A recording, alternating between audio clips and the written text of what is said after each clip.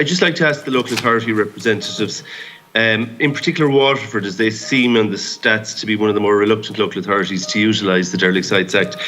Is the problem legislative deficiencies in the Act itself, or is it lack of resources, either human resources or financial resources, to actually use the Act? It's not that we're reluctant to use it, Deputy. It's more that we believe that we can use alternative means to bring vacant and derelict property back into use. And I think, as I outlined in our opening statement, we've been relatively successful at that here in Waterford in the last few years. While the Derelict Sites Act does have some deficiency, I mean, there's many positive provisions in it, and it's something that we use quite extensively.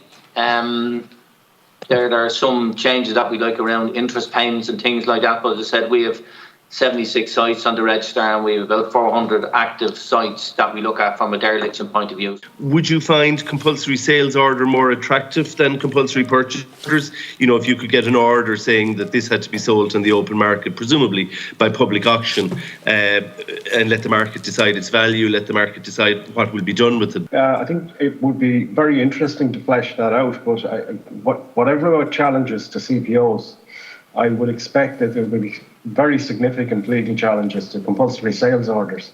But it's an interesting thought. My understanding is that an old building is not subject to new build regs if it's maintained. However, there's a bit of a grey area if there's substantial construction work required. And I suppose if you're bringing something back from dereliction, there may be an argument that there's substantial construction work, and then it may be subject to the build regs. There are concessions. So a protected structure does not need to meet NZEB. There are exemptions under the building regulations. However, it's perceived as an obstacle because the combination of fire regulations, Part B, universal access regulations, Part M, and conservation status can mean that collectively it can be challenging to bring these buildings back into use. So a one-stop shop which builds support from the local authorities to help owners to use the buildings is what's needed in that case.